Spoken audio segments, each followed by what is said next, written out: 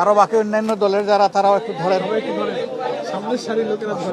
আমরা সিদ্ধান্ত নিয়েছি আমাদের বৈঠকে আমাদের পক্ষ থেকে এই রাষ্ট্রপতি নির্বাচনে প্রার্থী হবেন আমাদের 11 দলেরই শরিক দল, এলডিপির সম্মানিত চেয়ারম্যান এবং বাংলাদেশের একজন অভিজ্ঞ রাজনীতিবিদ এবং রণাঙ্গনের মুক্তিযোদ্ধা ছিলেন, বিভিন্ন সময়ে মন্ত্রণালয়ের দায়িত্ব পালন করেছেন, বেশ কয়েকবার 6 বারের মতো তিনি জাতীয় সংসদ সদস্য নির্বাচিত হয়েছেন এবং বীর বিক্রম মুক্তিযোদ্ধা কর্নেল অলি আহমদ, উনি 11 দলের পক্ষ থেকে রাষ্ট্রপতি পদে প্রার্থী থাকবেন 11 দলের। আমরা মনে করি দেশের এই যে সংকট একটা চলছে, এই সময় দেশের যে ধরনের অভিভাবকত্ব প্রয়োজন, রাষ্ট্রপতি হিসেবে আমরা মনে করি কর্নেল অলি আহমেদ উপযুক্ত এবং ওনার অভিভাবকত্বে বা ওনার নেতৃত্বে এই সংকটগুলো নিরসন হওয়া সম্ভব বলে আমরা মনে করি।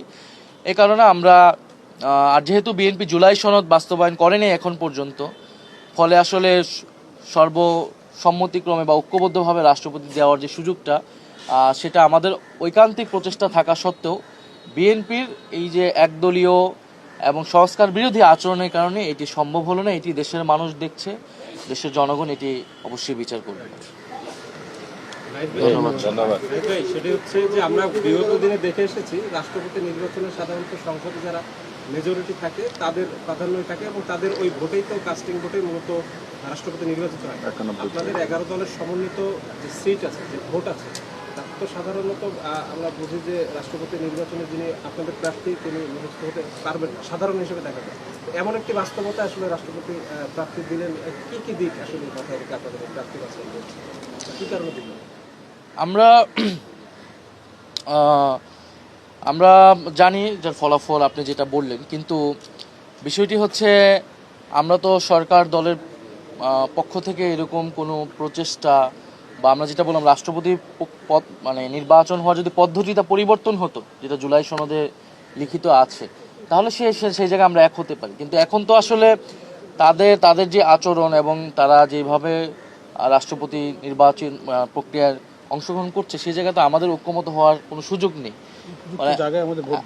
এবং আমরা চাই যে জনগণ অ্যাটলিস্ট দেখুক যে আমাদের জায়গা থেকে আসলে আমরা জনগণকে সেই মেসেজটা জাতিকে সেই মেসেজটা আমরা দিতে চাই যে আমাদের জায়গা থেকে ওনাকে আমরা মনে করতেছি যে এই রাষ্ট্রের অভিভাবকত্বের জায়গাটা নেওয়ার মতো। এই কারণে আমরা অংশগ্রহণ করছি।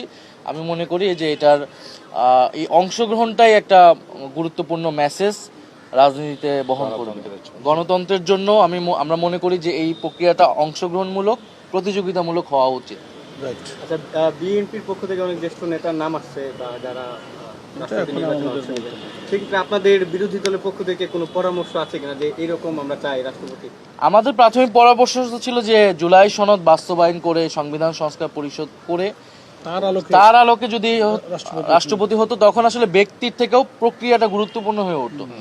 প্রক্রিয়ায় পরিবর্তন করে নাই, সেই জায়গায় তারা তাদের দলীয় ব্যাপার আসলে রাষ্ট্রপতিটাকে তারা দলীয় ব্যাপারেই পরিণত করেছে। তো সেই জায়গায় সেটা নিয়ে আমাদের আসলে আগ্রহ।